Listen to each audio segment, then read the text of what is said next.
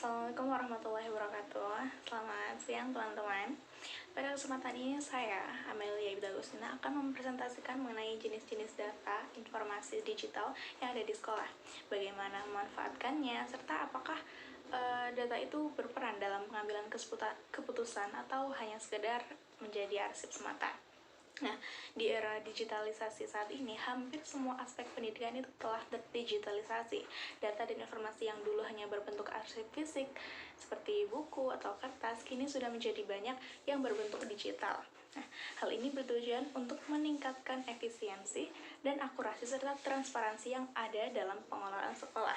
Nah, namun, masih ada nih tantangan dan pemanfaatannya. Oleh karena itu penting bagi kita untuk memahami bagaimana data digital ini bekerja dan bagaimana sekolah bisa memanfaatkan teknologi ini secara maksimal. Nah, kemudian seperti yang ada di atas, yang pertama ada data administrasi siswa.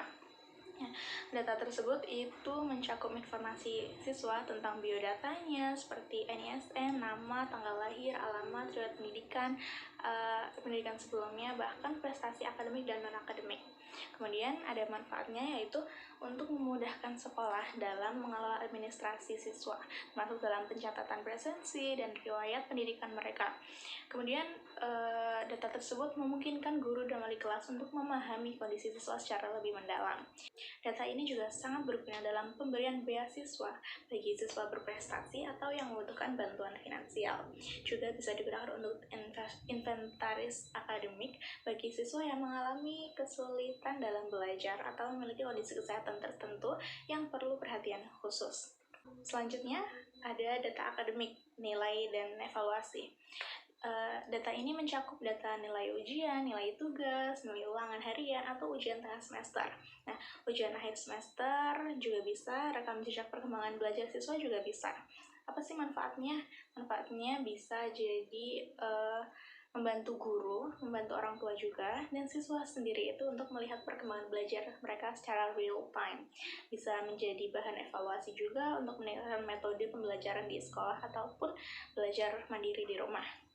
Data ini juga digunakan sebagai dasar dalam menentukan kebijakan akademik seperti kenaikan kelas, remedial, hingga penyesuaian hukuman, hingga penyesuaian kurikulum.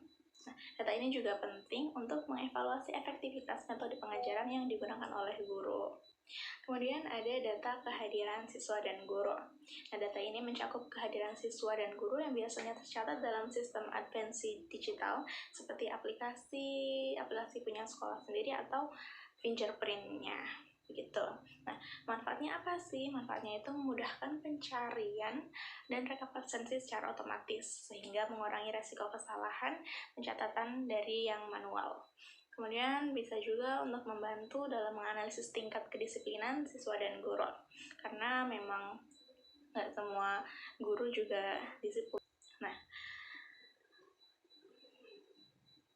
data ini juga bisa digunakan untuk menilai korelasi antara tingkat kehadiran dan prestasi siswa. Juga menjadi indikator untuk mengevaluasi kinerja guru berdasarkan kehadiran mereka dalam mengajar. Selanjutnya ada data perpustakaan digital. Ini biasanya berisi katalog buku fisik dan digital yang tersedia di perpustakaan yang ada di sekolah. Manfaatnya itu memudahkan akses siswa dan guru terhadap sumber belajar tambahan dan mengurangi keterbatasan ruang dan meningkatkan efisiensi dalam pengelolaan koleksi buku. Nah, data ini itu juga digunakan dalam perencanaan pengadaan buku baru dan peningkatan kualitas perpustakaan. Kemudian data hasil evaluasi sekolah, yakni di sini bisa akreditasi atau kepuasan dari murid tersebut. Nah, data ini dikumpulkan dari survei siswa, dari siswa guru, dan orang tua tentang kualitas pembelajaran dan pelayanan sekolah. Manfaatnya memberikan gambaran tentang tingkat kepuasan terhadap pelayanan pendidikan sekolah. Data ini juga dapat menjadi bahan evaluasi untuk peningkatan kualitas sekolah. Data ini juga bisa digunakan dalam penyusunan kebijakan sekolah yang lebih baik berdasarkan feedback atau umpan balik bagi pemangku kepentingan. Kemudian yang terakhir ada data alumni dan jaringan kerjasama. Data ini berisi informasi tentang lulusan sekolah seperti kemana pendidikan lanjut seorang siswa itu, atau pekerjaan mereka. Nah, data ini memudahkan sekolah dalam menjalin hubungan antar alumni untuk keperluan kerjasama dan pengembangan program pendidikan.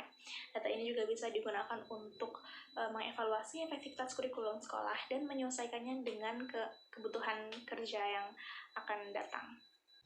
Nah, tadi adalah jenis-jenis data yang ada di sekolah. Data digital di sekolah ini sangat berperan dalam meningkatkan efisiensi dan administrasi kualitas pendidikan dan transparansi keuangan kayaknya. Nah, tapi tidak semua data digunakan secara maksimal sehingga sekolah harus lebih efektif dalam pengelolaannya. Nah, harapannya ke depan, sekolah perlu terus mengembangkan sistem pengelolaan data yang lebih terstruktur agar manfaatnya bisa lebih optimal.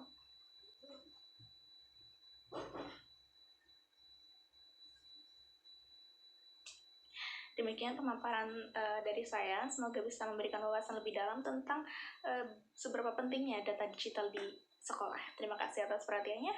Wassalamualaikum warahmatullahi wabarakatuh.